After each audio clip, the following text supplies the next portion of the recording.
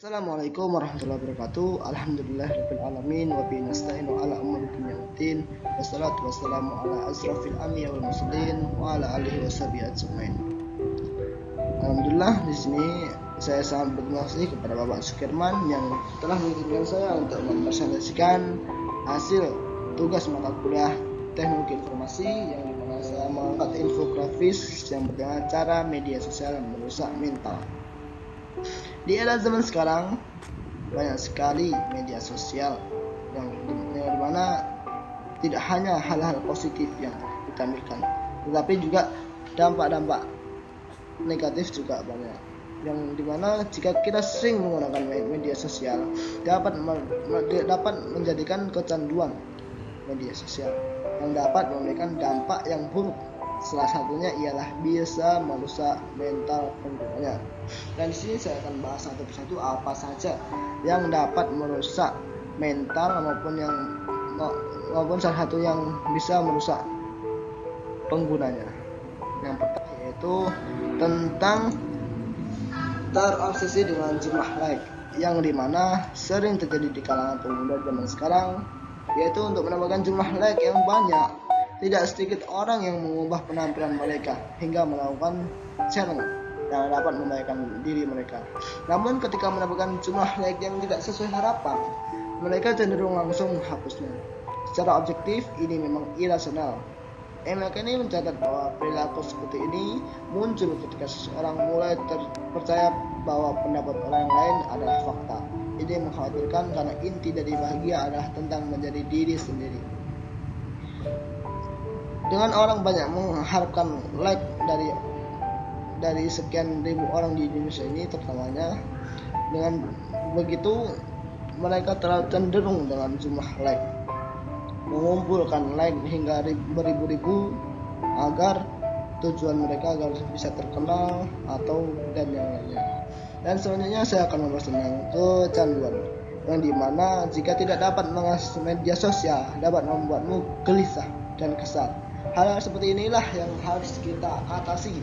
Jangan sampai kita terlalu berlebihan dalam penggunaan, karena akan muncul rasa ketagihan sehingga kita merasa kecanduan. Ini sering terjadi di kalangan para pemuda, yang dimana mereka menggunakan media sosial hingga tak tahu waktu. Walaupun larut malam mereka masih begadang demi melihat media sosial yang mereka sukai. Ini tidak baik karena bisa mengganggu kesehatan diri sendiri, saking kecanduannya. Dan yang berikutnya yaitu membuat perbandingan dari penampilan fisik, kehidupan sosial hingga kekayaan teman di media sosial dijadikan bahan perbandingan terhadap diri sendiri. Ini yang harus kita hindari. Jangan sampai perbandingan ini yang bisa merusak tali silaturahmi kita kepada orang lain. Terutamanya kita membanding-bandingkan fisik maupun kehidupan sosial hingga kekayaan teman. Ini sering terjadi di era teman sekarang yang membanding-bandingkan. Itu tidak baik. Yang kedua yaitu menimbulkan kecemburuan. Berawal dari membuat perbandingan bisa timbul rasa cemburu dan iri terhadap teman yang dirasa memiliki kehidupan sosial yang lebih baik. Inilah yang kita takutkan. Yang awalnya kita tadi membuat perbandingan sehingga menimbulkan kecemburuan. Rasa kecemburuan tersebut yang seharusnya kita tidak inginkan dari seseorang. Jadi kita tidak boleh sering-sering menggunakan media sosial secara berlebihan, karena dengan seperti itu akan menimbulkan perbanding-bandingan hingga seseorang yang tidak terima maka dia akan cemburu, dan ini bisa berakhiran menjadi dendam maupun yang lainnya. Jangan sampai terjadi pada diri kita sendiri. Yang kedua yang selanjutnya yaitu cyberbullying.